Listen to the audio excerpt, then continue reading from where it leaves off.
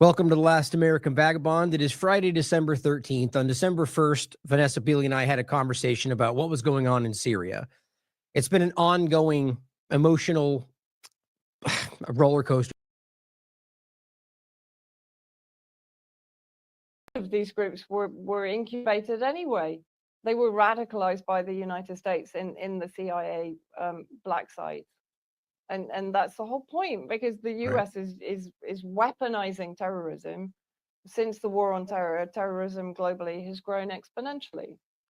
Clearly not a war on terror, it's a war of terror against anyone that stands in the way of the US allied agenda in whichever region that they're focused on. Because of course these same terrorist factions are reappearing and are being rebranded in Africa, in Yemen, in Libya. I mean, they're just being percolated around the globe wherever the US needs them. And when I'm talking about the US, I'm talking about the entire kind of alliance of US hegemony.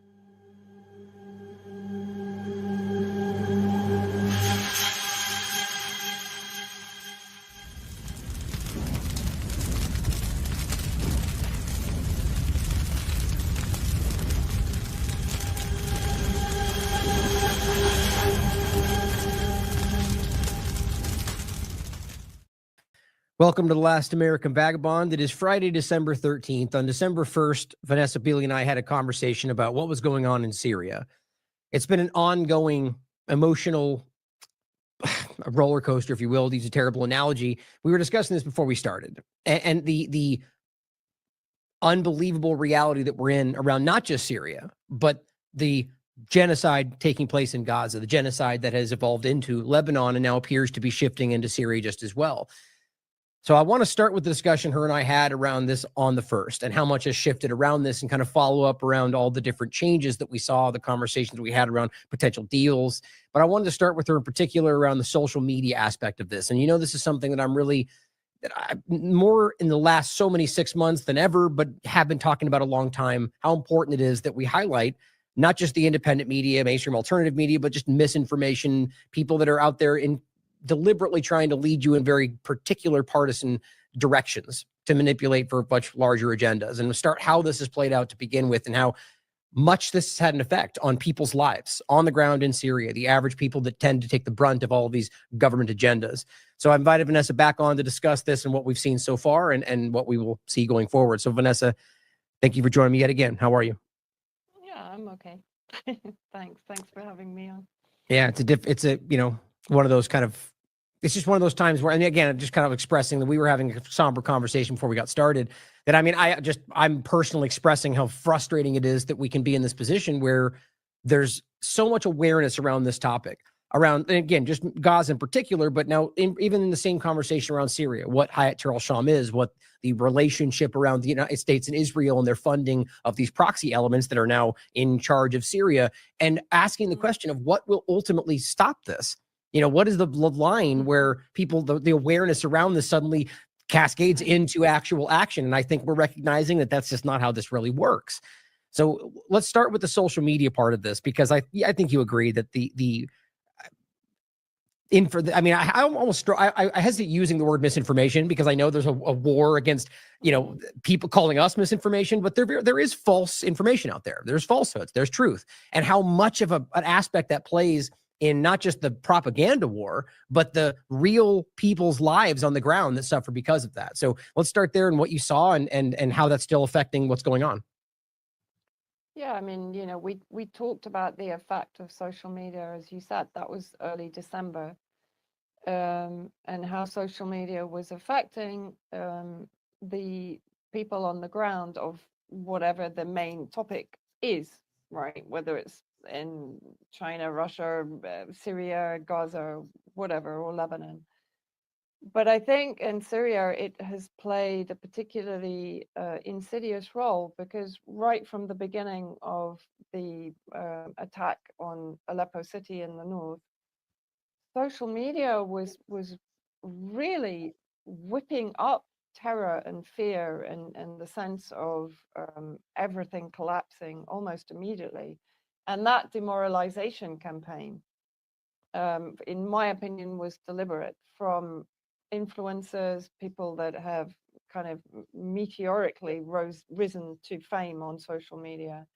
And we have to remember that, you know, every area where we become successful, in other words, we become successful in disseminating information which is enabling people to understand the intricacy of the world that they live in, and at least get some insight into what their governments are kind of fabricating across the world in order to achieve whatever their agendas may be.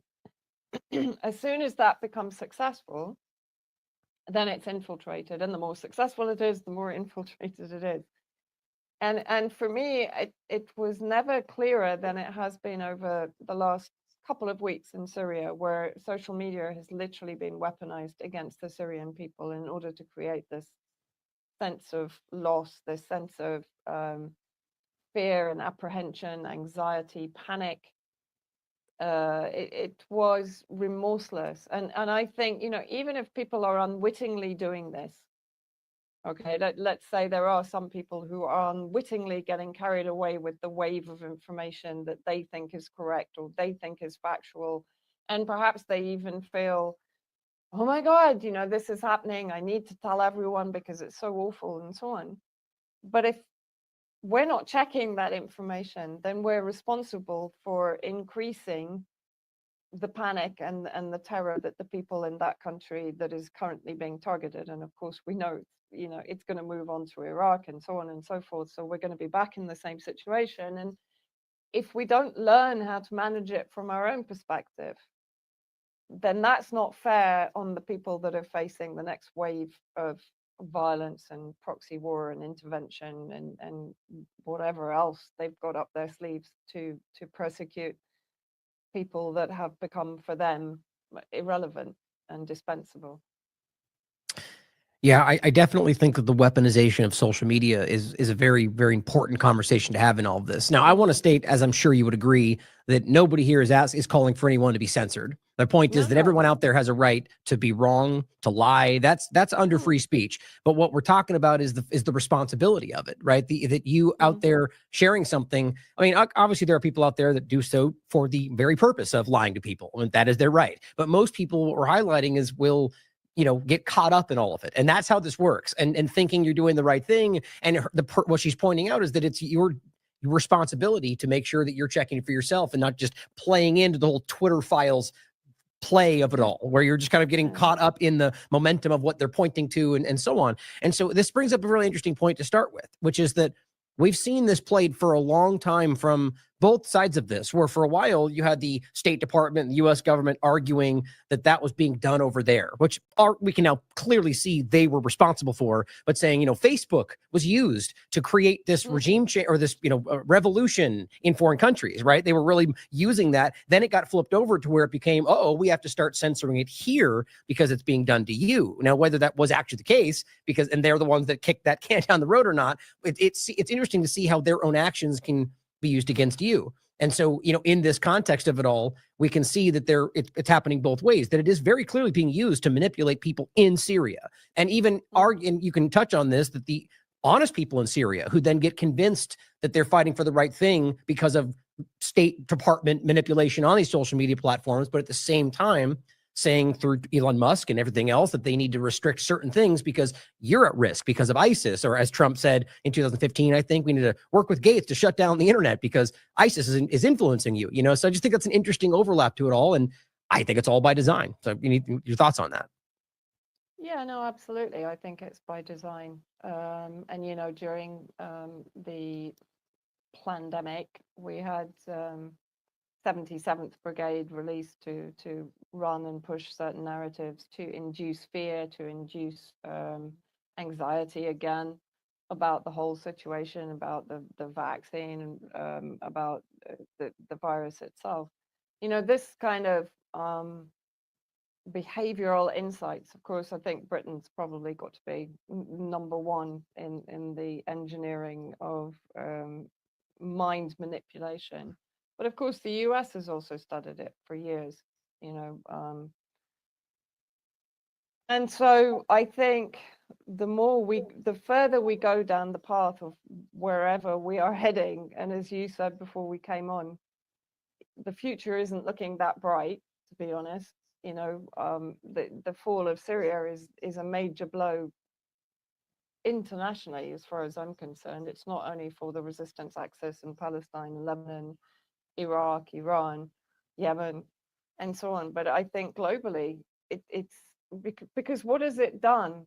It's shown how powerful the machine is, right? How the machine can basically just consume whatever stands in its way if it really wants to, right? Right. Because Right. this was so fast. I mean, I can't remember. I think we were talking about the fact that once the ceasefire came into place between Lebanon and Israel, it was obvious that the only reason Netanyahu had accepted the ceasefire was because, yeah, okay, that's fine. That bit's done. Now we need to pivot to Syria. And nobody expected what happened to happen. I think all of us were bracing for Israeli bombing or for some kind of Israeli escalation towards Syria. And it was known for months in advance that there was going to be an attack from the northwest, but nobody Mhm. expected it to be on this scale. Right. You know, I think Kevork Amazian pretty clearly predicted it. Like a lot of people did. They saw this coming because it yeah, I seemed pretty mean, a obvious. lot of us did, to be Hmm. fair. I mean, it Hmm. was obvious, to be honest, and many of us had been talking about the precariousness of Syria's position for months, if not years, Hmm. because of the occupation by hostile states by proxy in the north, in the northwest, in the southeast, in the northeast. You know, at any point, all of these factions could be triggered, and that's basically what happened. But I don't think, I'm not quite sure why, from some perspectives, I don't think people realize the extent to which those contained elements had grown in strength and had been professionally trained, had been, you know, their weapon capability had been increased considerably, most recently by Ukraine in northwest Syria. And so the scale of the attack was perhaps far greater than was expected. But I Hmm. mean, we'll come on to that because there are other elements also involved, I think. Yeah, most definitely. I want to touch on the idea of, the different elements of why that might have happened so quickly or why forces were pulled back in regard to the deal and possible conversations there. Before we get to that, though, you mentioned a few things I want to touch on. First, just the global repercussions. In a general broad sense, can you just touch on a few examples of, like, what in your mind are the global repercussions of this shift in control and power from Syria from Assad to whatever is happening now? Well, I think, first of all, one of the main agendas, particularly for Israel, was to destroy the central link in the chain, in the resistance chain. So the major part of the land bridge coming from Iran through Iraq, Syria, into Lebanon and into Palestine, to also destroy Syrian capability of, one, defending itself, and two, producing the weapons that were being used by Hezbollah. So destroy the supply lines, prevent any resupply to Hezbollah, and destroy the capability of Syria to manufacture weapons that were then going to be supplied to the resistance factions.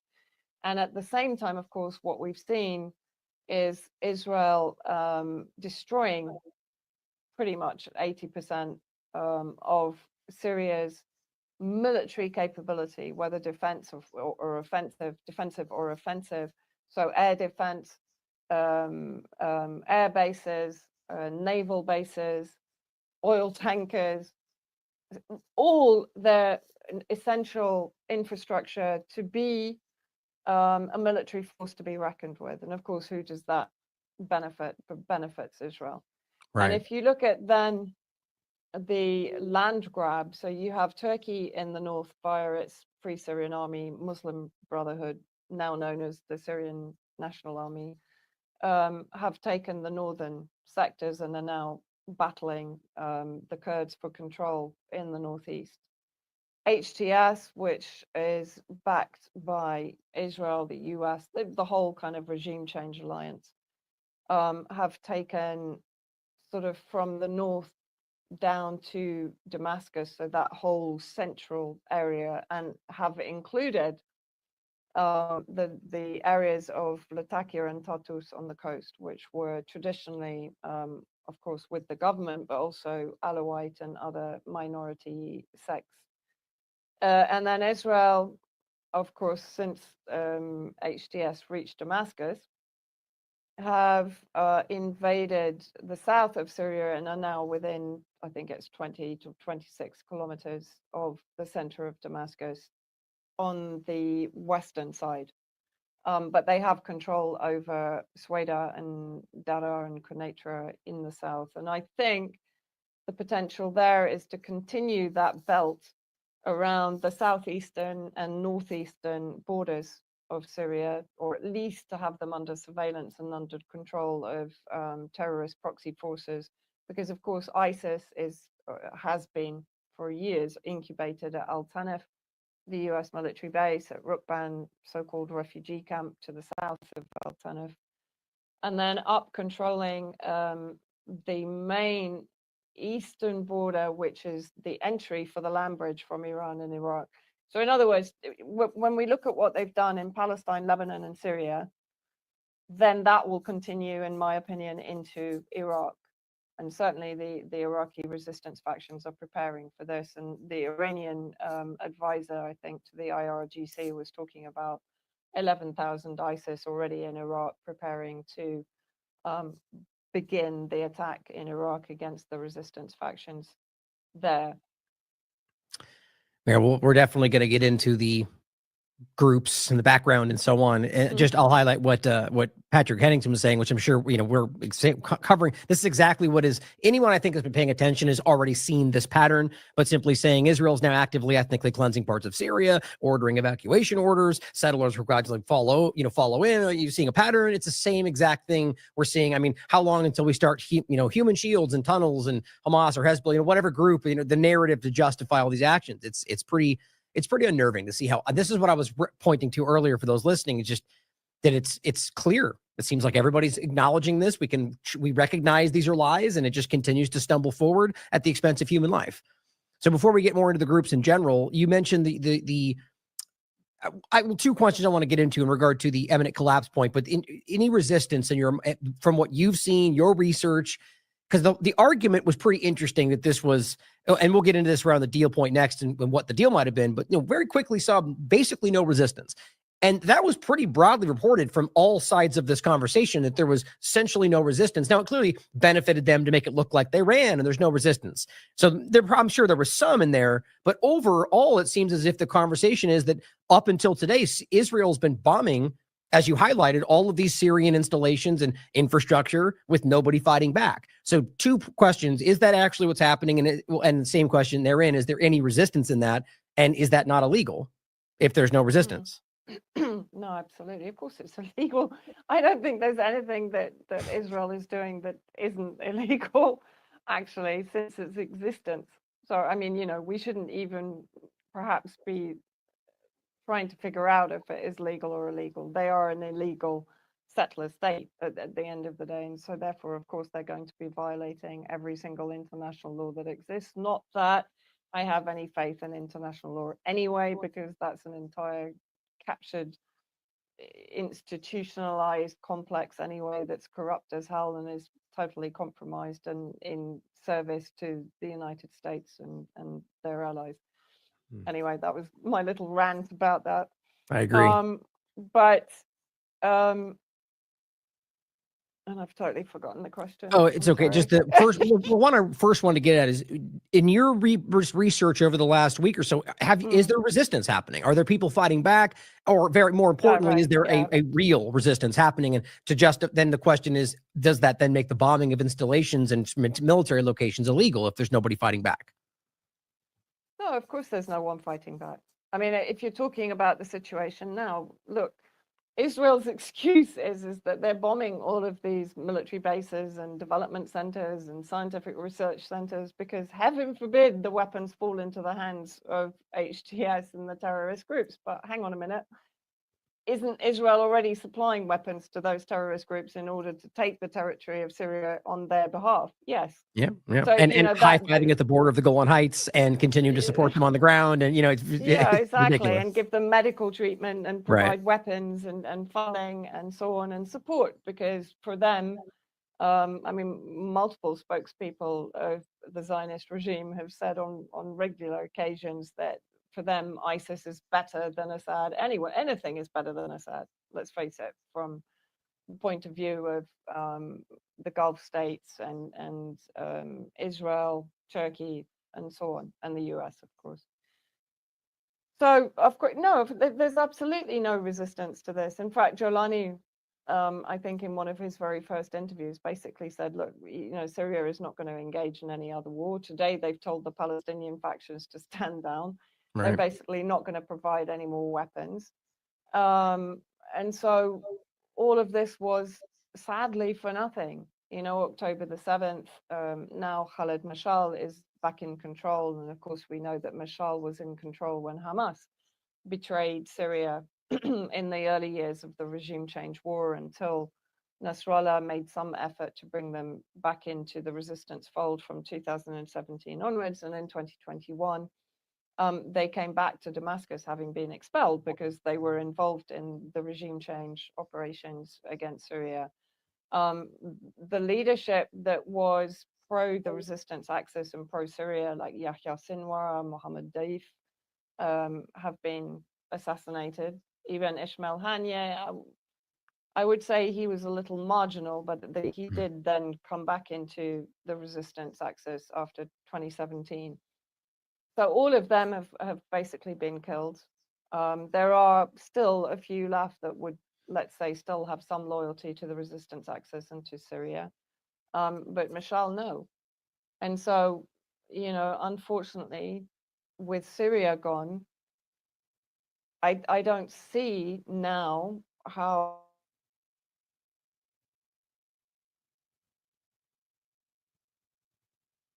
Oh, hope I didn't lose you. It's early. We got a lot to get to. Shoot. Well, since there's an opening, so in case you guys missed the point I was making a moment ago. Oh, there we go. I got you back. Strange. I'll just finish what I was saying. Oh, that's an interesting view. I haven't seen that. That's all. Well, anyway, while she's regaining her video feed, the point I was making a second ago was ultimately the reality that, and in case you missed it, that it is illegal for them to be bombing these locations, regardless of the narrative they're laying out. Even if everything they've said was true, there's nobody fighting back. So these are just, I mean, that is literal terrorism. Right. I mean, that's what's really important to see. And they're making excuses for it. And compare that to anything that they've highlighted about what Russia's doing in Ukraine. It's quite hypocritical. So go ahead and pick up on your point there. You probably cut out maybe the last 15 seconds before that. Oh, okay. Well, no, I mean, basically, I'm just saying that from an HTS perspective, they're going to do nothing to stop this. Mm-hmm. In fact, they opened the door to it.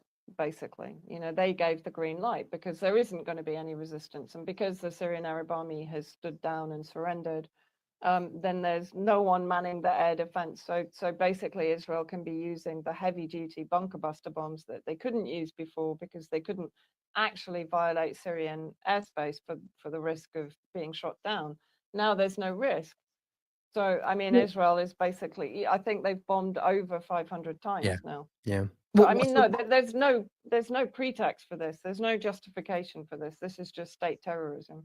Which people know why Vanessa responded the way she did a moment ago, because this is for the person that's just now becoming aware of this. It's pretty obvious to see Israel violating the law in 1,000 different ways, but it's important to see that, very clearly there. But pointed question on this: why wouldn't they just take these things? Like, I think it's probably because they don't have the resources, I guess. But why wouldn't they say, hi, Terrell Sham, go take control of these things? Is there more insight to that? Well, I think there is an element of truth that they don't want all of this to fall into the hands of HTS, not that they're trained to use most of this equipment.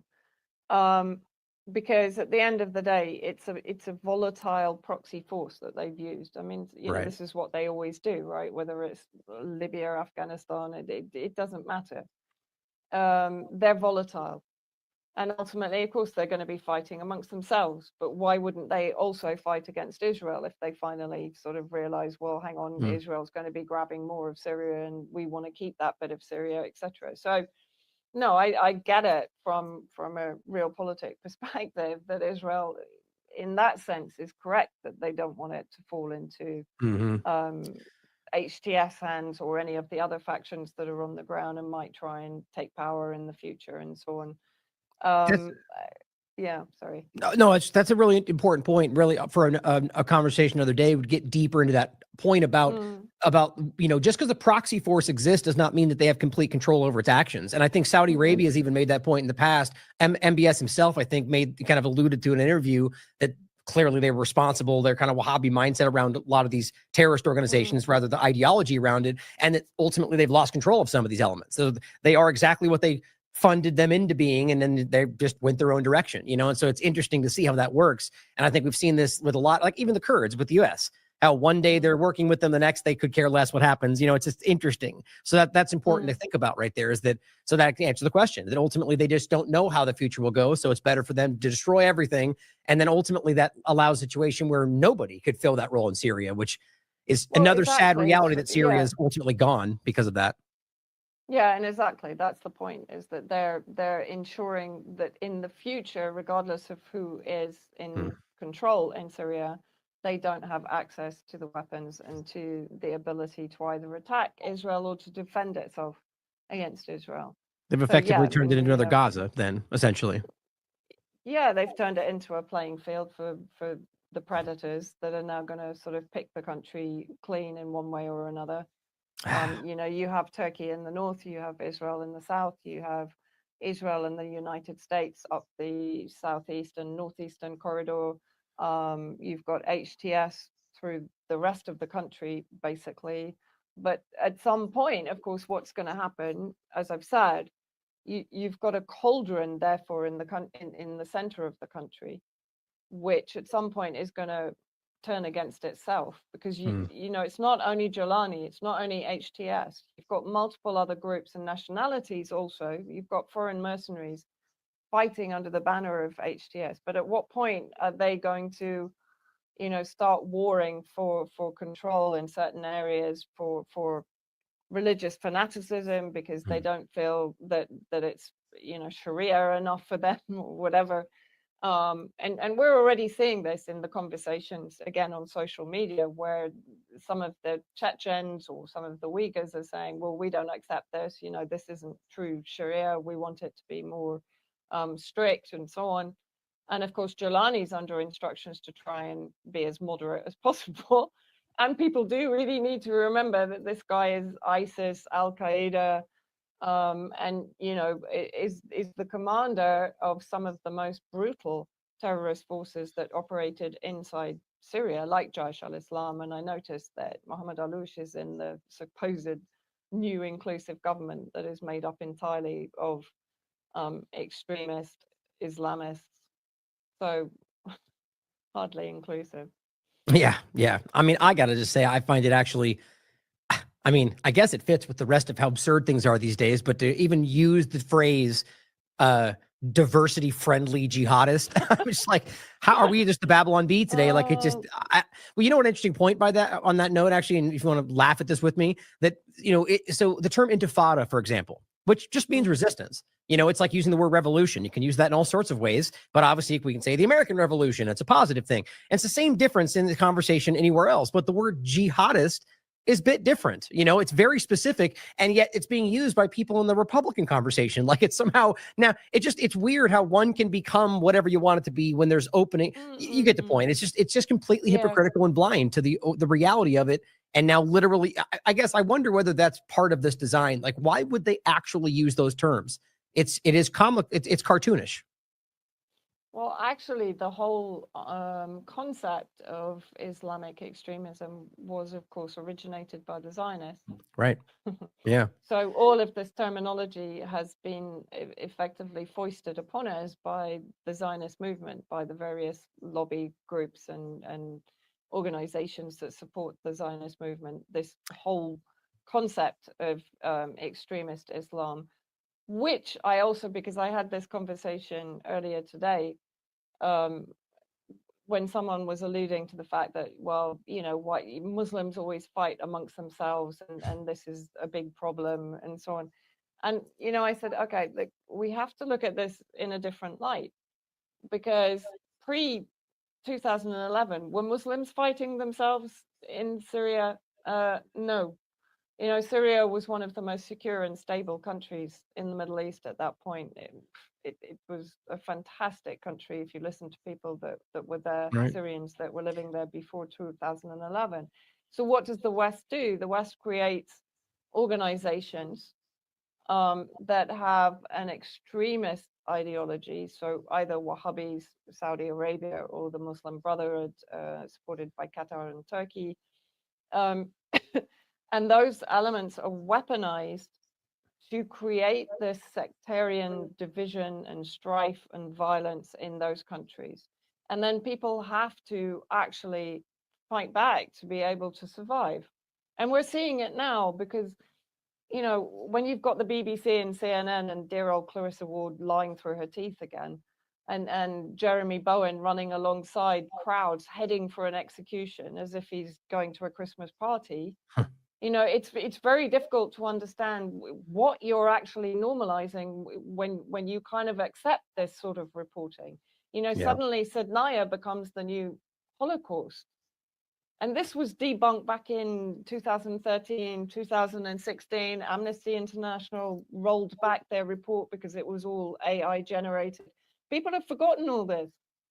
It's forgotten. It's just gone.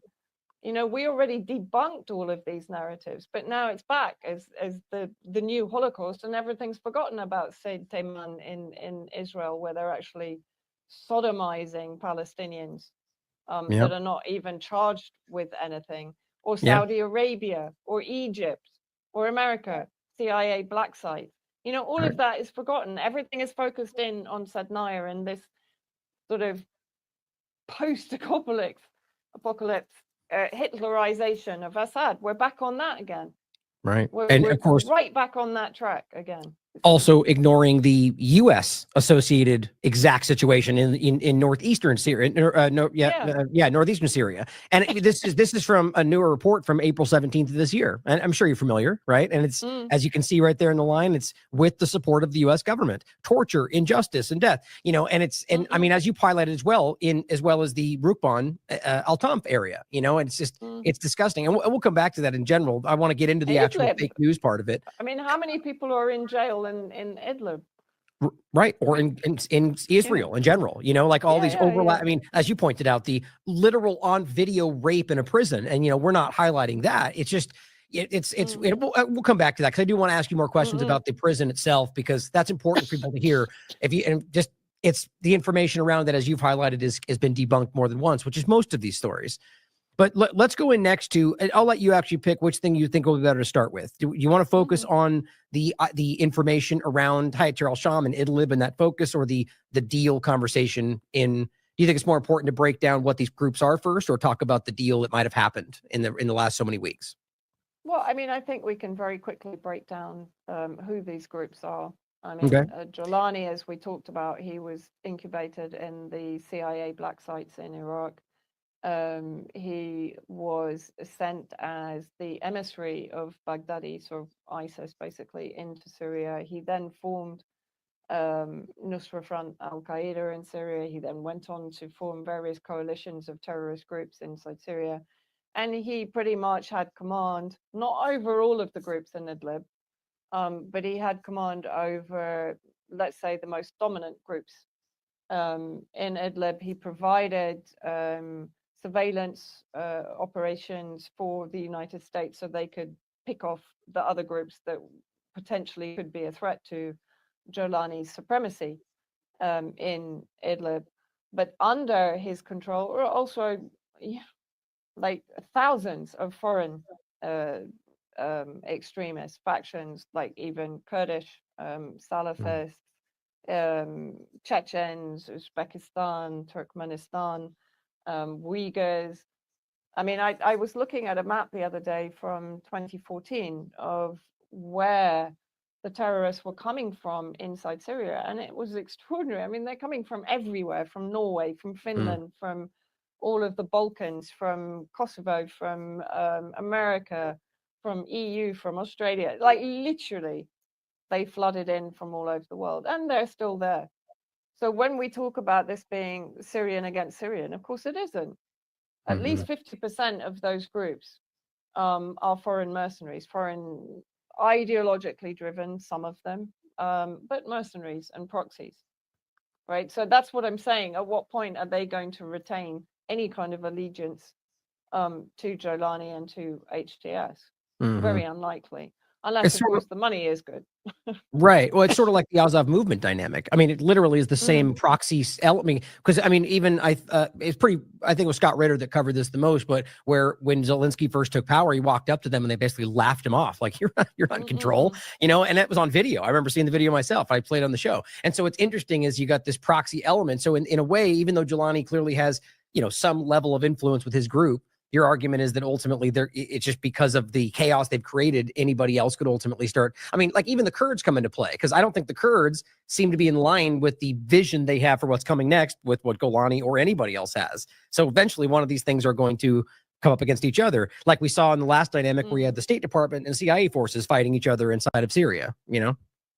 Well, the Kurds have done what they've done historically. You know, they don't learn from history that whenever they're supported by whoever that power is, they're going to be betrayed. And of course, that's exactly what's happening right now, because they're being attacked in the northeast by the Turkish SNA forces. And they're literally begging America to stop it and to get Turkey to call off the troops. I mean, it's not going to happen. You know, and people were telling them, I mean, they had the experience in Afrin when they rejected the Syrian Arab Army offers to come in and help them resist against the Turkish proxies coming in and occupying Afrin, and they refused, right? And so then what happened? The Turkish mercenaries came in and there was a massacre and they were fully displaced from Afrin. Right. So, I mean, you know, I don't know. With the Kurds, it's very difficult to really have sympathy, because how they couldn't see what was coming, that at some point they would be left to the wolves because a deal would be done. And as it has been done between Turkey and Israel to conduct this attack in the first place, right? Because Turkey at the moment gets the north, and it gets from Aleppo across to the northeast. The Kurds are out of the picture. Well, I honestly don't have much like I don't see them in the same category as I would any of the other groups we're discussing, but you're still I think, as you're pointing out, acknowledged, aware of being used by these elements. So it's like you said, I don't really have much compassion for what that, you know, you should have learned from these mistakes thus far. I think they have the design on obviously their Kurdistan area, but as you're pointing out, that's not in the designs anybody's laying out. But so this is a good segue into the question about whatever went down in the last, you know, with the potential of whatever deal was brewing that I've heard you discuss. Because obviously right there, I would argue that looks like ultimately Turkey getting what it wanted out of this, and the Kurds, as usual, getting thrown at the bus by the U.S. government. But so was there a deal that took place with all of this? And I'd like to start from the point of where, like, when we were talking about this in the first and a little bit before, where it was sort of like, you know, the sleeper cell elements, you know, that ultimately it seemed as some kind of an agreement was made where Assad didn't really resist. We saw the point where even Sputnik reported that he had essentially resigned and would call for peaceful transition.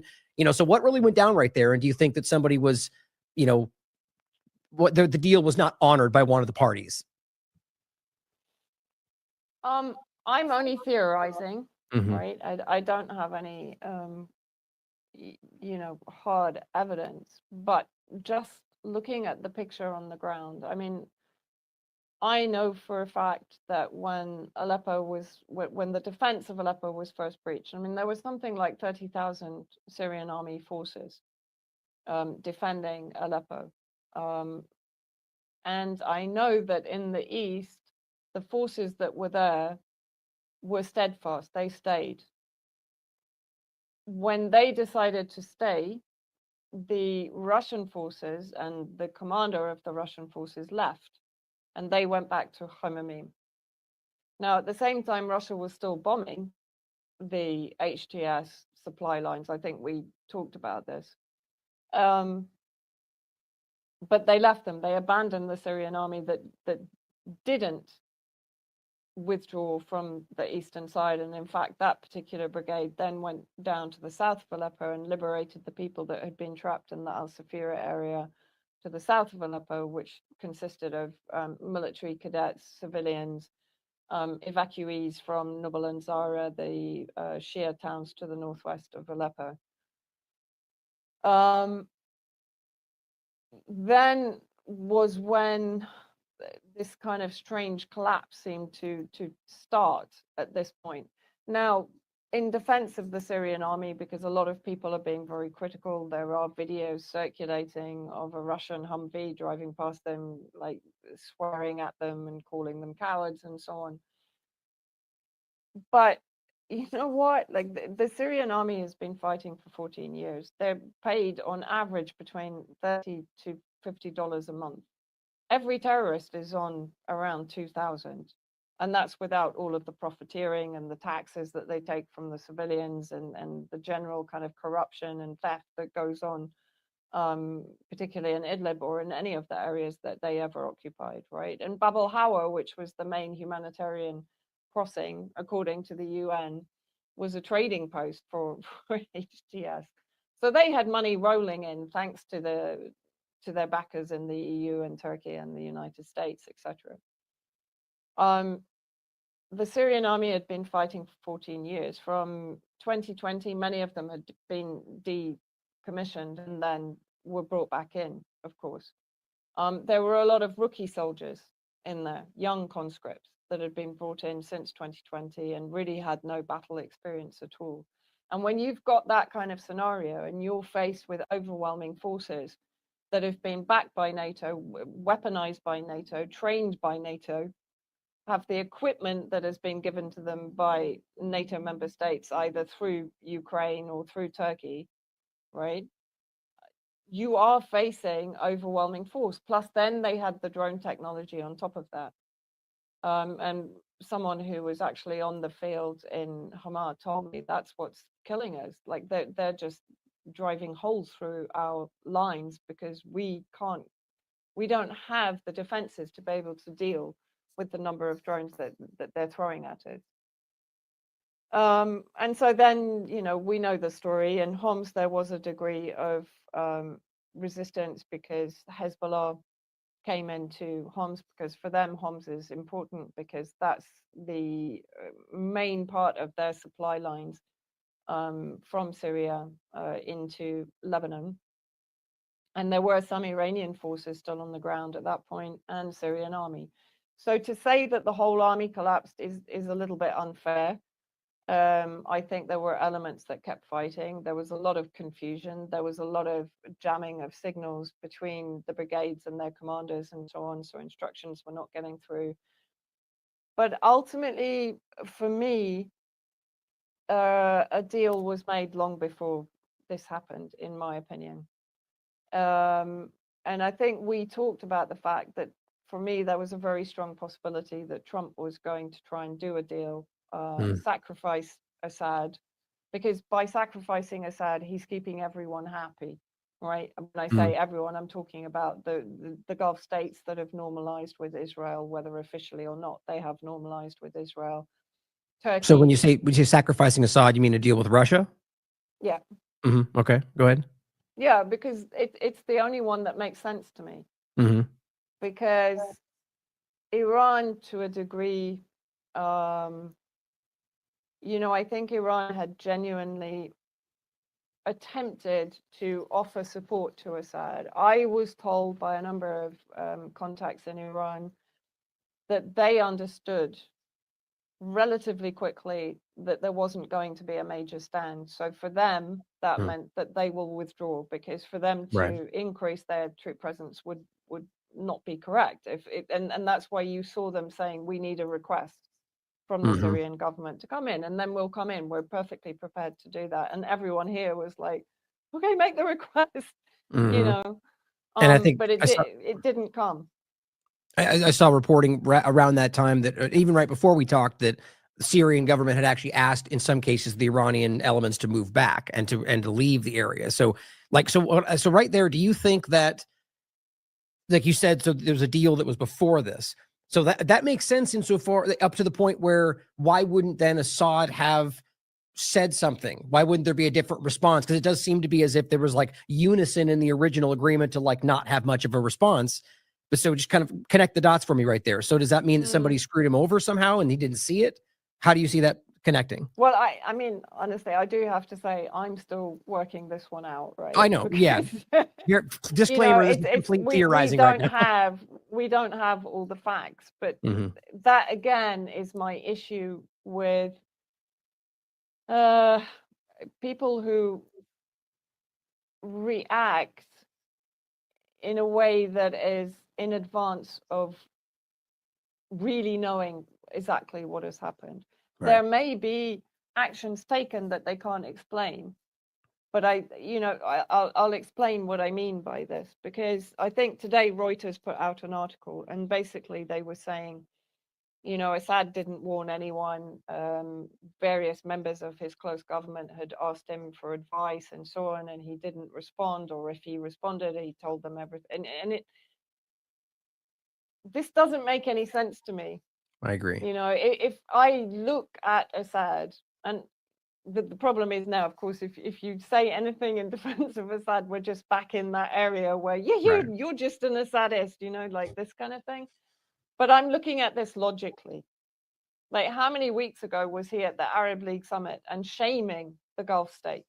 Because everyone was also saying, well, the problem was that he pivoted towards the UAE and towards Saudi Arabia, and he saw the future of Syria with them, not with Iran and not with the resistance. That's another narrative that's being brought into the kind of melting pot. But then why did he shame them at the Arab League summit very recently about the genocide in Palestine? And he was the most, forceful speaker there about what was happening in Palestine, and that there needed to be unity and they needed to actually do something rather than just keep talking about it. And this, this is President Assad. This is how consistent he's been since he was president, really. We've never seen any deviation from him in his public speaking, from the causes that he supports, the alliances that he has, and so on. We've never seen him deviate from this. And we've never really seen Syria deviate from its alliance to Russia since 1946, and for which it's suffered endless CIA and MI6 campaigns to remove governments and coup d'etat and military interventions and so on that have been ongoing for 75 years, because their alliance with Russia was what they defended for that length of time. But I think this is part of, and I do have to say, I don't have any evidence to support this, but I'm just using my logic right now. Why would he act so out of character, having fought for 14 years to defend the country and to defend the people? Why would he ignore his closest advisors and his closest government members and leave them in a situation where they're at risk, fundamentally?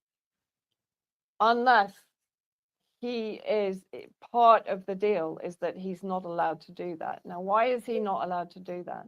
If I put myself in a kind of Mossad psychology area, that would be the best thing for them to make him do. Why? Because that increases the demoralization by 100 million thousand times, right? Which then completely ends any potential for counter resistance or any kind of resistance against what's happening.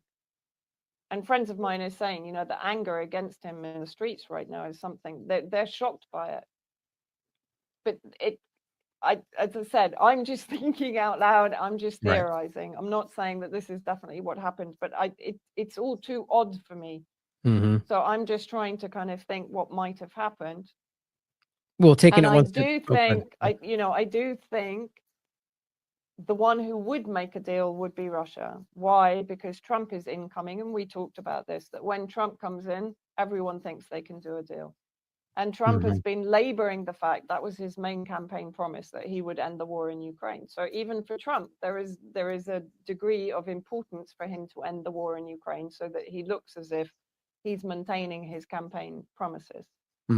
So what if there's a deal made between Russia and Trump that make huge concessions on Ukraine, but Russia gives them Assad and gives them Syria?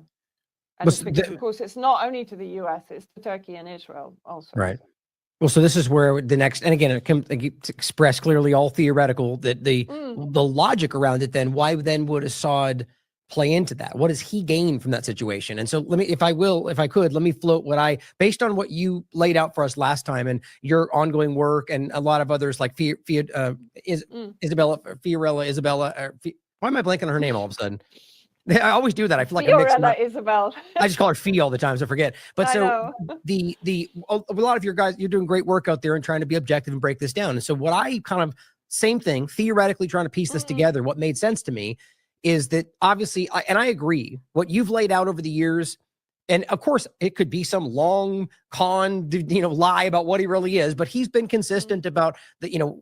I don't believe he is the way that they framed him. I don't believe, I mean, again, with all the lies of chemical weapons or the prison that you've proved, why would they have to make these things up if he's the monster they make him out to be? Now, I come from a very, pessimist government perspective. I think any of them could end up being something that's a problem, but I would agree that I don't think he is that. So keeping that in mind, I would argue if his actions are being taken that make him look this way, it would be for something that would benefit the people of the country or in some way be the greater good of the situation. And so what makes sense to me here would be that ultimately there was some kind of a deal that was made. And as you know, this was going on before this point, where I think they were reporting that the Biden government, and for those out there, you guys already know this, I see the government of the U.S. making these deals, whether Trump or Biden. I think it's the same entity, but ultimately that the agreement was made before in the interest of having him stop work with Lebanon, right, with Hezbollah. And so ultimately the deal could have been for him to step back from this, potentially relieve himself from power, which is what Sputnik reported early in this, that he resigned,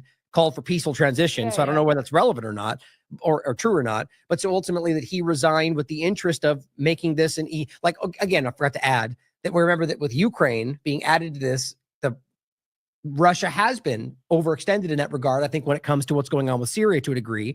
So maybe they realize that we're in a position where we can't protect what's going to happen. So they make a deal to ultimately say, okay, I'll back away as long as there's a peaceful transition and Syrians can elect their president, right? And so I could see, as much as I don't think the U.S. would ever respect it, the U.S. government entering a deal like that.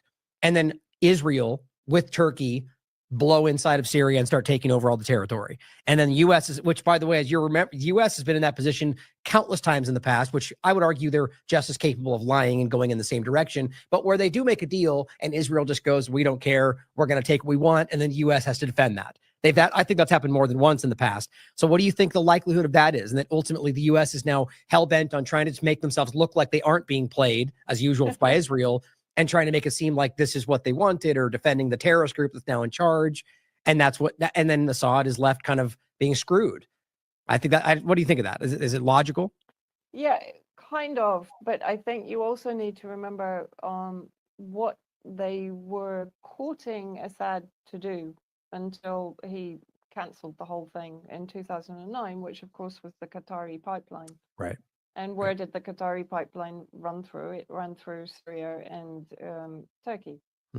So it makes sense to me that the US would enable Turkey to get involved, for example, and Qatar is the other beneficiary, because ultimately that means they go back to and I think today there were a few headlines of Erdogan and Qatar talking about the reemergence of the pipeline project. Surprise, surprise. So, so I think for the US, that's a major win for them. But I think also for Israel in particular, you know, of course it serves them. Syria will be plunged into chaos and never ending. It'll basically become another Libya, Right. but to a degree even worse, because not only will you have the warring factions and the kind of ethnic cleansing pogroms that are ongoing at the moment, people in Syria are terrified. And you know, you've got various factions that know that they're going to be a target gathering at the Syrian border to get out. Many of them don't have papers. It's horrendous. Christian churches have been desecrated, and you know, and they're desperately trying to maintain this veneer of respectability. But of course, like ultimately, what are they? They're terrorists, Right. you know, and they aren't going to just have an epiphany overnight and become good human beings. And that's another thing. Now they're talking about lifting the bounty on Right. Jolani, or whatever his name is now, Ahmed al-Sharaa, Right. and lifting the sanctions and preventing refugees from the minority sects inside Syria leaving and coming to Europe as refugees. I mean, that for me Oh, is just pure criminality, because yeah. what they're saying is, no, we'll leave you there to die, We'll trap you there right? to Or die. yeah, Yeah. to be persecuted. It's horrendous. You know, when they're paying. Many of the refugees who came were members of the extremist factions who escaped to Europe. Not all of them, but many of them. And they're Well, see, paying them 1,000 euros or whatever the currency is to go back to Syria. Like, how does this work? You know, that just yeah. means, okay, we'll go back and reinforce the Islamist extremist factions that are now ruling Syria to ensure that you're even more powerful, and the minorities that are under threat can't come.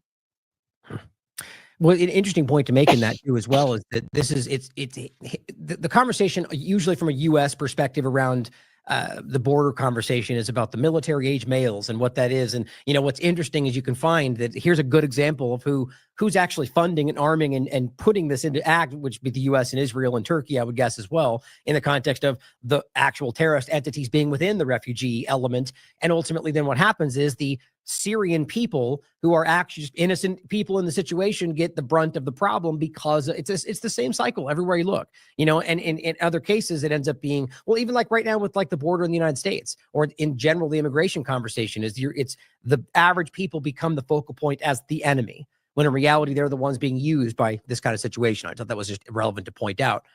I wanted to ask you about the Saad speech, because you would put it out on Twitter in general that if anybody has information about why that might not have been put out, and you reference a source inside the Syrian government that had claimed that there was a speech that hadn't gone out. So I wanted your thoughts on that, kind of to put a pin in this part of the conversation, as you referenced about Assad and my point about why he wouldn't have said anything. I think the speech is a really important part of why, like, the demoralization to it, and you know why people are angry with him now who might have otherwise supported him. Mm-hmm. Yeah, and I think, you know, that's, as I said, a very typical tactic of the Zionists and even British intelligence agencies, this kind of mind manipulation game, you know, that they play. And that's why it just started to dawn on me, well, that would make sense, because then that would even alienate, that would reduce any of his credibility, basically, Right. even with people that were close to him, which then would cascade down into normal society, right?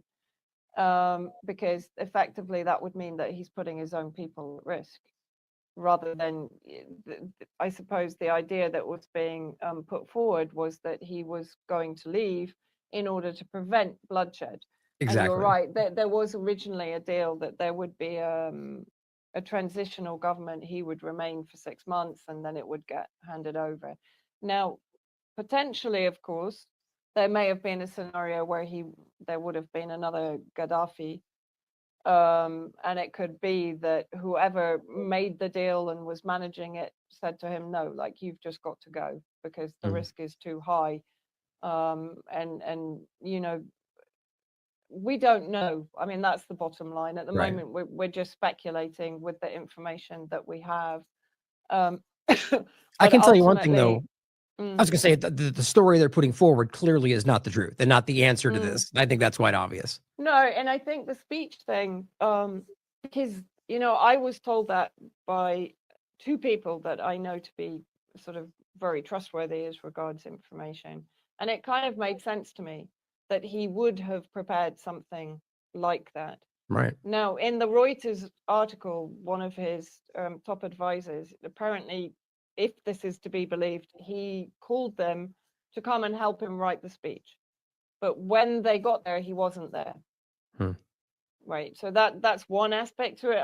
You know, because that's the thing. There's so many different narratives going on and floating around now, and people are getting very emotionally invested in it and getting very angry, and therefore it becomes very difficult to sort of have a reasonable conversation with anyone about what has actually happened.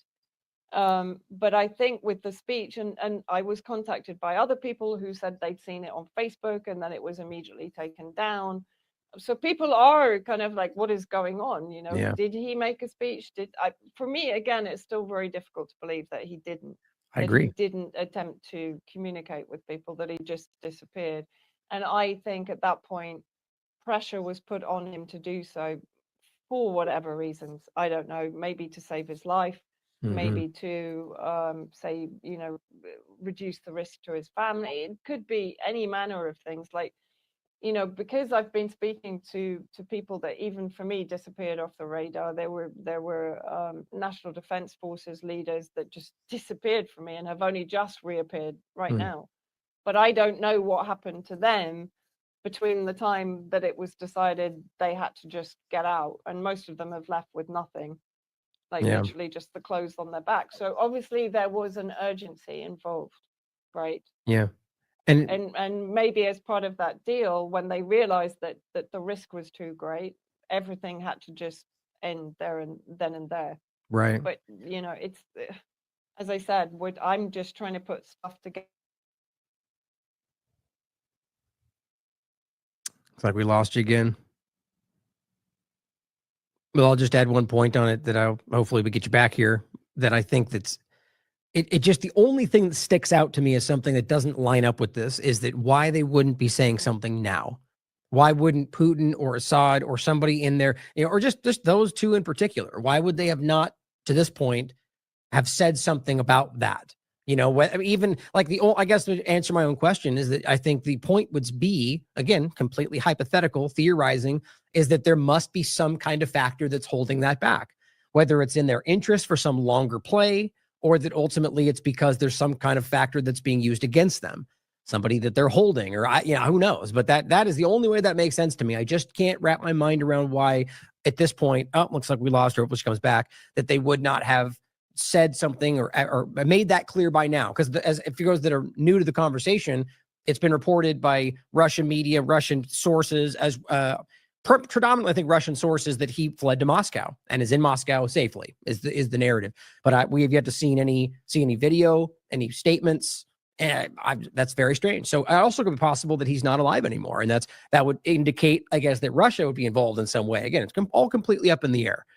But assuming if we don't get her back, I'm just going to go through a few. We had a few more things we were going to get into. I was going to go a lot longer than an hour today, but we might have just lost her. Remember that she is. Actually, I'm not even sure where she went to. Maybe she doesn't want us to know where she is now for safety reasons. But remember, she was in Syria and she got out right when this was all getting pretty hairy, and she is obviously safe now. But so I'll go through some other points then, and hopefully we get her back. What I will do, actually, let me do this real quick. That works that way anyway. So what I'll highlight again and see if I'll just kind of wrap through these tabs. If she doesn't come back, we'll kind of finish up there. That I highly recommend you check out the interview we had on the 1st. Oh, there we go. We got her back now. Sorry. There you are. So all I really had said was that what I found interesting, the one anomaly to what we highlighted there, again, very clearly expressing that this is completely theoretical, is that why neither Putin nor Assad would have said anything at this point. Why they wouldn't have posted anything or shared anything. And all I simply added to answer my own question, hypothetically, is that it would make sense to me that would indicate that there's some factor that's stopping that. Whether this is in their interest to hold it back for some longer play, which I also did consider earlier, about whether this is, that there was a strategic defeat for the interest of the full resistance, which day by day seems less likely. I'll give you that. But I was considering that whether there was something larger that they thought maybe allowing Israel to overextend itself. Anyway, the point being that why they wouldn't have said anything now to this point, either that it was in their interest not to, or that maybe there's somebody that's being held, or, there's a factor that they can't for some reason, coercion, or I don't know. But that's the thing that stands out to me, is it doesn't make sense to me why they wouldn't have said something at this point, assuming he's safe in Moscow, which is also potentially not true as well. Yeah. It was interesting in the Reuters article. They said that they reached out to President Assad in Moscow. I'm not quite sure how they managed to do that. Yeah. And the article was written, I think, by 3 people, which we commented on earlier was a little bit excessive. I mean, there wasn't an awful lot of actual information in there, but they were pushing this narrative that basically he'd betrayed all of his closest people, Right. and left them at great risk. I guess really we just have to watch the messaging from Russia and Iran and potentially from Assad, or maybe he won't. Maybe we're just not going to see him again. I don't know. Yeah. Like this is even here in Lebanon. There's conversations going on all over the place about what actually happened, because there's a lot of confusion, and that's the thing that was most noticeable. When the terrorist forces were drawing close to Damascus, nobody knew what was going on. I mean, even for myself, at one point I was told I should leave. The next minute I spoke to someone in Damascus, and they said, no, it's fine, the president is still here, I'm staying here, I'm not going, and so on. So I was like, oh, all right. Then someone else told me, well, there's a ceasefire coming in 8 hours, so we've just got to sit tight until whatever time it was in the morning. So I was like, because ultimately I didn't really want to leave, because I knew it was going to be, that would be it at that point. Right. And then suddenly it became, there's armed groups all around the house, and Israel started bunker buster bombing all the air defense around me. So I was like, okay, no, I don't think we're going to get back from this, really. Yeah. And then the decision was made to try and make it to the border as fast as possible. But that confusion was incredibly damaging for people, because there was just a vacuum of information. Nobody knew what was going on. Everyone was kind of hearing things here and there and making their own judgments, and those judgments were not very reliable. So whatever happened, it created a very difficult situation for the people in particular. Yeah, I think that, again, if there was a deal made, things like that was clearly part of that. The silence, the confusion, the lack of information, clearly, and excuse me, the who benefits aspect is always an important question to ask. And I think that's very clear in this context, who is benefiting from what's ultimately happening. So again, theoretical, we can leave it there for now, since it's I'm sure we'll see as this goes forward.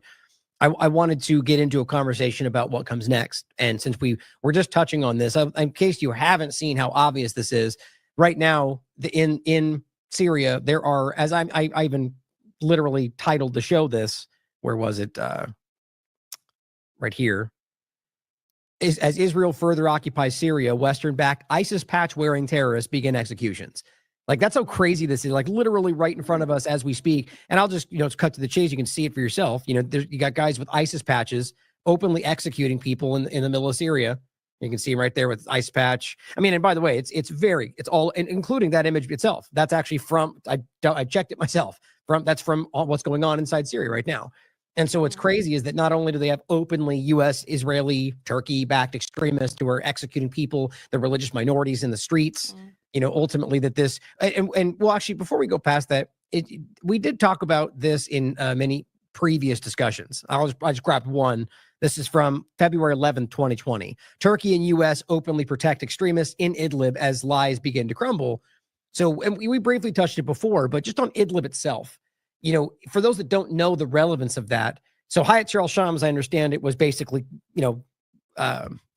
cultivated, if you will, percolated, whatever the right term would be, inside of Idlib. And that means that, so the U.S. and Turkey were provably existing in that area, right? So break that down for somebody who that wouldn't make sense for, in Brett McGurk's comments and how that relates to where we are today. Yeah, well, as Brett McGurk described it, what is it? Idlib is the biggest Al-Qaeda haven since 9/11. And various other comments were made, like Ambassador Jeffries, who was the Pompeo point man on Syria under Trump, also made it clear that, what did he say? Al-Qaeda is our asset inside Syria. And then going back to Jake Sullivan, the email to Hillary Clinton that Al-Qaeda is on our side in Syria. But yeah, the control, there weren't American bases, but as I said, there were 150 Turkish bases in the north and northwest of Syria, 28 American bases in the northeast and kind of central Syria around Manbij, and then the major base of Al Tanif on the triangle between Iraq and Jordan. And we know that weapons were flowing into HTS for years. When did the ceasefire come into effect? 2020, which was brokered between Russia and Turkey. And from then on in, those forces were being given the training and the weapons and so on to be able to lead the attack that they did. And really quickly, they were prepared. At that point in time, these were being regarded as terrorists. Right. I mean, like, as you said, Brett McGurk saying the largest ISIS kind of hotspot. And so at what point did that shift? Or, I mean, even at that point, they were still kind of playing it both ways, right? Where they were protecting it, but it was terrorists. So it's like I explain, how do they ever get away with this dual game they're playing even right now, where they're sort of supporting them, but yes, they're designated terrorists. I mean, we know they're hypocrites, but for someone this is new to, like, how does that line up? Well, I think, again, it's this sort of double game, because the fact is that when they were being bussed out of the areas, taken out in the green buses from the areas that were being liberated by the Syrian Arab Army and their allies, they were still being described as rebels at that point, right? They only became Al-Qaeda when they landed in Idlib, right? And they weren't, it wasn't sort of a universal labeling of them as terrorists. No, they maintained the description of them as rebels. Or then it became when Jolani formed his kind of, what was it, salvation government, national salvation government in Idlib, and then suddenly they became political opposition. So to a large degree, the American establishment never really altered its view that, well, no, they're legitimate moderate rebels, like Timber Sycamore when Obama was funding 500 moderate rebels inside Syria, and lo and behold, all of the weapons and equipment was falling into the hands of ISIS. Surprise, surprise. Not to mention that the moderate rebels themselves were terrorist extremists. Working with ISIS anyway, right from the very beginning, And of course, all of these groups were incubated anyway. They were radicalized by the United States in the CIA black sites. And that's the whole point, because the US is weaponizing terrorism. Since the war on terror, terrorism globally has grown exponentially. So it's clearly not a war on terror. It's a war of terror against anyone that stands in the way of the US allied agenda in whichever region that they're focused on. Because, of course, these same terrorist factions are reappearing and are being rebranded in Africa and Yemen, in Libya. I mean, they're just being percolated around the globe wherever the US needs them. And when I'm talking about the US, I'm talking about the entire kind of alliance of US hegemony.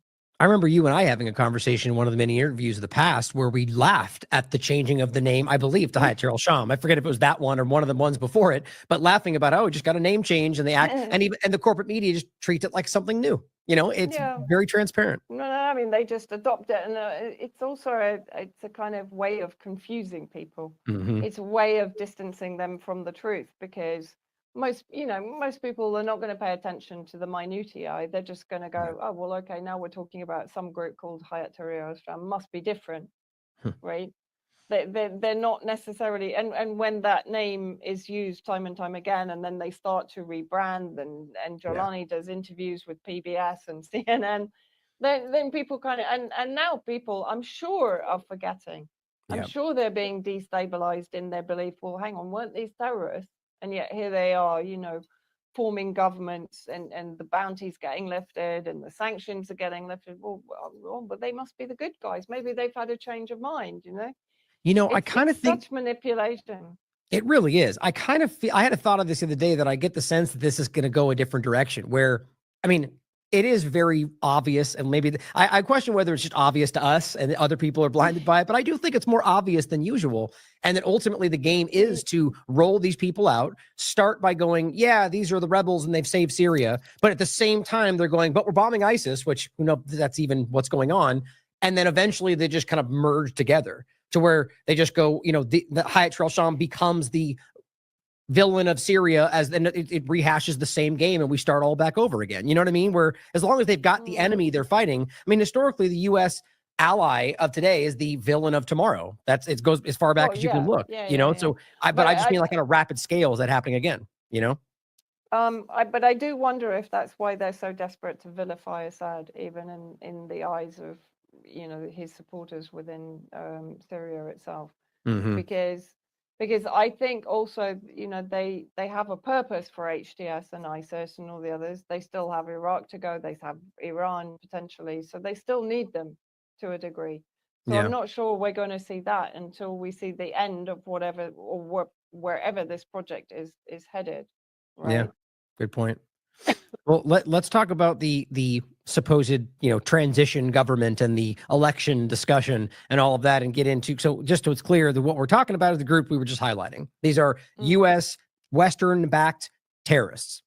Not mincing words, exactly what they are. And so now we're watching these elements just talk about democracy and elections and diversity and all these. It's fascinating if it wasn't terrifying that it's actually happening. So I wanted your thoughts on this as we have, and first they talk about elections, right? So right out of the gate, this is democracy and freedom. And then right on the heel of that, they go, wait, 18 months transition period. And so I just think that's funny to point out that it very rapidly became, give us about a year and a half to continue the not democracy situation. But I simply pointed out that ultimately, if they were to tomorrow decide, let's say they had an election and the Syrian people, assuming that was what happened, chose to pick Assad. Well, they wouldn't let that happen. So let's not pretend this is democracy, right? Like, it's obvious that that's not the reality. But what are your thoughts on the point of the government, the transition, the potential election? Is there any possibility this could translate into something Syrians want? What are your thoughts on it? No, I mean, it's kind of crazy. They've come to power through a coup. Initially, they were talking about it being a transitional government for the period of 6 months, which was when they were talking about Assad staying on in an advisory role until he handed over, etc., which I think was always going to be dreamscape.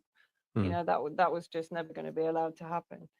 And I've seen sort of messaging that they're putting out today, two different extremes. So first of all, they're saying, oh, the poor Syrian people have been suffering without electricity and without fuel and without food. And that sounds familiar. Well, yeah, but without even mentioning the reasons for why they're suffering without fuel and food and electricity and or ignoring oil. The genocide over here, the exact circumstances in Gaza. Just exactly. Ridiculous. So it's. And then at the same time, they're putting out all these various announcements every 5 minutes. And so now they're talking about they're going to go after journalists that, in their view, supported the Syrian government crimes. So suddenly, without any kind of, judicial process, people are being executed, they're being hung, they're being hunted down, they're being massacred if they're from the wrong minority sect. They're being persecuted, and journalists now who might have been patriotic during President Assad's presidency and who were against the terrorist forces backed by the West suddenly become traitors. I mean, this is a kind of a terrifying inversion of reality. Right. Well, it not really only an inversion, and nobody is going to stop it. That's the problem. I was going to say, not only an inversion of reality, that it's the obvious point is that you have this framing from the Western media and partisan element that this is somehow the Syrian people being saved, or at even like the very least that maybe it'll be worse, but this is what they got the bad guy out of the way, and it's just right on the heels of this. It's exact opposite. Like, nothing they're framing is you know, they're hanging people in the streets, right? They're killing religious minorities right in the open. And so it kills me that they can even pretend to frame this as something other than, you know, what we've always been, at the very least, what they're telling you just got saved from. You know, I mean, it's the same old point. I'm just griping, I guess, at the fact that it's so frustrating that it continues to happen. Go ahead. Yeah, and it's fully supported by the mainstream media, of course, Right. you know. And the thing is that, you know, the extraordinary thing is that, yes, you've now got the BBC and CNN in there bolstering their image and making everything look normal. Executions are normal. This is what happens after, you know, after a so-called revolution. You get the executions, you get the guillotine, you get the gallows, you know. And I'm just thinking, if this were the other way around, if this were Russia doing this, for example, all hell would be let loose. But there's never, ever going to be any recrimination for these groups that are being backed by the West and are committing crimes and were committing crimes before. That's it. They're going to go scot-free until, of course, they become redundant to the US agenda, as you rightly mentioned. And then suddenly they'll become the target. Well, that's the same point about Hayat al-Sham, right? I mean, you guys, there's a bounty on their heads. They've committed crimes. You guys have been telling us that for a decade, and now they just say different words. And so, what about the crimes they committed? Now the bounty's coming off. You know, now they can lift the bounty because now they're an official government.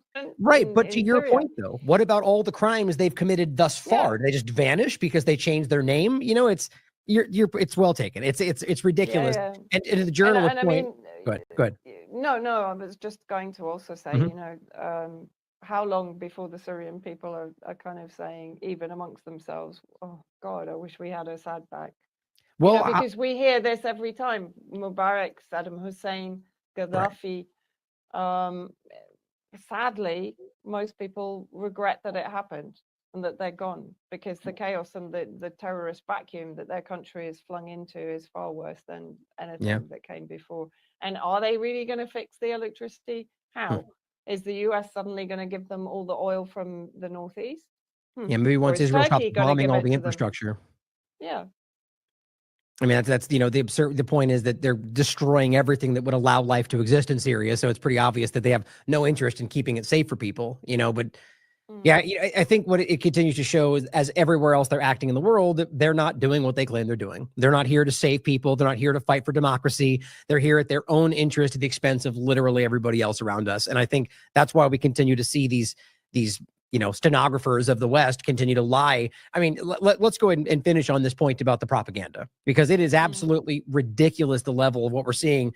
And I'm sure you've covered this already. And I think everyone's already, even just over the last couple of days, it seems like this has already been thoroughly broken down, completely exposed as utter nonsense in more than one example. And this is the guy that, you know, they're literally claiming came stumbling, you know, apparently, I mean, I'll read exactly what Arnaud wrote. He said, this really, really hard to believe. The Air Force Intelligence Headquarters, where this is taking place, has been freed since the 7th of December. So 4 to 5 days ago. So we're asked to believe that the CNN journalist visited a secret prison that's been cleared presumably for up to 5 days and found someone left behind. And his main point first is that, you know, I'm pretty sure people can't survive for 4 to 5 days without water. And, you know, and are 1,000 other examples that even Twitter caught. You know, he seems to be well fed. He doesn't seem to be on dirty. So, you know, on that one alone. Oh, no, but this one, if this was the Lebanese, he'd come there for hospital treatment. Oh, well, there's this one here too. That's another one, right? Yeah. This one apparently was supposed to be kind of similar, where they go, oh, you know, there's another person that was kept, and the person comes in behind and proves that that's not the case. Like, it's crazy. And I think there was another one where they had the kid talking. And he said, yes, I've been kept in the prison for 14 years since I was born. And the guy says to him, so how old are you now? He says 10. It's like, what? It's unbelievable. And to be objective, that doesn't have to mean that these things aren't happening, but it's incredible. And I think your evidence has clearly shown that they're lying about all of this, but that my point is always, is if they have to manufacture all of these lies to sell this narrative, exactly, you should at least ask whether that's not really the picture, you know? Well, here's another one as well. This one was BBC put out. Man found wandering near Damascus after months in Syrian prison. And Craig Murray came out and said the evidence that Travis Timmerman was detained at all seems distinctly dubious. At the most basic level, for a white man who has been locked inside for 7 months, in all photos, he's entirely the wrong color. Same as most of these people. No prisoner pallor, flabbiness, huge amount of BS coming out of the media right now. It really is incredible. And then I'll just point out, as we did a second ago, that they don't seem to care at all about the very, very well documented evidence of what is actually continuing to happen in U.S. controlled areas in Syria or many other places in general. So if you've seen it, I'm sorry, I'm not actually showing it. That was just the one we mentioned earlier about Amnesty International. Yeah. But any other examples you've seen of just like egregious misinformation swinging around? Because it seems to be pretty common right now. Well, no, I mean, it's just the fact that they're absolutely totally on board with HTS. I mean, they're not even bothering to try and hide it, and when they're accusing us of lack of objectivity or of bias, and we see them literally kind of salivating over an HTS power grab in Syria. It's horrendous. I mean, I actually sent Jeremy Bowen's report when he's following the crowds to a potential execution, and he's relishing it. And I sent it to a kind of a very professional journalist friend of mine, and they said, this is disgusting. Yeah. This should be condemned. Even in court, this is just appalling. This isn't journalism. And this is one of the so-called senior journalists at the BBC, because I query if they're journalists or intelligence assets, quite frankly, when they, the higher level journalists within state medias in the West and so on. I mean, we know that through CNN, and I'm sure Clarissa Ward, what's her name, Arwa Damon, I'm surprised she's not there, although I think she's kind of, since she sniffed the chemicals on the rucksack in Idlib, I think her kind of, usefulness went down a little bit, but still. Alan McLeod, I think it was Alan McLeod from Mint Press News. I believe it was him, but I don't want to miss. Anyway, I think it was Mint Press News for sure. But they put out a great report about Mossad elements finding themselves into positions of influence in corporate media in the West, or specifically the United States. It was definitely Mint Press News. Yeah, I think Alan McLeod, I thought, but I think the point is that it's very obvious this happens. Let's 2 points that I want to end with in general. Your comments on this. There's the idea that there are Turkish citizens that turn out to be working for the IDF. This report from Al Jazeera, which, by the way, I will also argue, especially with this conversation, Al Jazeera is not somebody who we should be taking at face value, but never we should with any media for that matter. But the idea of the overlap of Israel in this conversation when it comes to Turkey, we mentioned this last time, right? The kind of feigned resistance back and forth between Turkey and Israel, and now being reported at the very least that there's IDF members with Turkish nationality that are acting within Turkey, which adds more to the possibility of the deal point you mentioned before. I just thought that was an interesting point. Thoughts on that to end, as well as where this may go with Iran, because you already have Netanyahu, like right now, as this hasn't even finished, already going Iran. Like we know that's where this seems to be going. Aaron pointing out how they're already commenting how we can bomb Iran better from this location. So just to kind of wrap up on that. Yeah, and I mean, we know that Trump's administration is very anti-Iran. We've had Vance right from the beginning saying, we've got to hit Iran harder than before, et cetera, et cetera. But I think, no, I think, where are we heading? We're definitely heading towards potential of war with Iran, for sure. And for sure, Iran is preparing for that. As I said, I think next will be Iraq. They will try and create a corridor through Iraq towards Erbil and towards the border with Iran to prepare for any escalation against Iran. And then, of course, if they can do that, if they're closer to Iran right now from a launch pad in Damascus or from anywhere in Syria, really, because pretty much all of Syria is now related to Israel to one degree or another. Turkey, I guess, might at some point be some kind of thorn in the side of Israel, but I don't know. That remains to be seen. Turkey also, of course, is eyeing up the pipeline that we talked about. And yeah, I think we're heading for escalation in Iraq and then potentially Iran. No, I certainly hope not. But sadly, that does seem to be where this is heading. And, and I worry about, I mean, I think right now what we can see is that this is carrying out a long-term agenda, right? And I think the obvious point is that Israel is, or rather the United States or the West in general, seems to be carrying out Israel's wars. I mean, I think that's not a hyperbolic statement. And I think that's been going on for quite a long time. And Iran is clearly the last one on, well, I mean, whether we don't want to talk about the 7 countries, 5 years, whether that's legitimate or part of something else, the point is that we can see Israel's been aiming at Iran for a very long time. And with Trump's incoming administration seeming to pull back any resistance on that at all, I'm very worried about where that goes. But, I guess what we have to, the point of what we're doing this for is I'm of the mind, as we touched on to begin, that there is this shifting of awareness around a lot of this stuff. And I think we have long since passed whatever might need to be passed to argue the majority is aware of this, right? And I think that's kind of clear. So what we need to do to get that to mobilize into some kind of action that drives action, that stops what's coming, that causes them to care that we see what they're doing. And I don't really know what that looks like, but I think it's important that we continue to highlight work like yours and continue to highlight the objective, nonpartisan information that's coming out, because I think it's growing. And again, as I've said before, I think this is kind of rapidly being reduced into a position where that just won't matter anymore. And I think this is part of it. I really do. I think this kind of dovetails with the globalism idea, even technocracy. I see this all interconnected. So on the way out in general, if you have any, hopefully positive notes for us, like any thoughts on what I just mentioned, just kind of leave us with something to what your thoughts are and where this goes and anything else. Yeah, I mean, what I have been seeing is they haven't really changed their MO. When I was talking about the cancellation of Christmas for many Christians in Syria, I was immediately under attack that I was lying.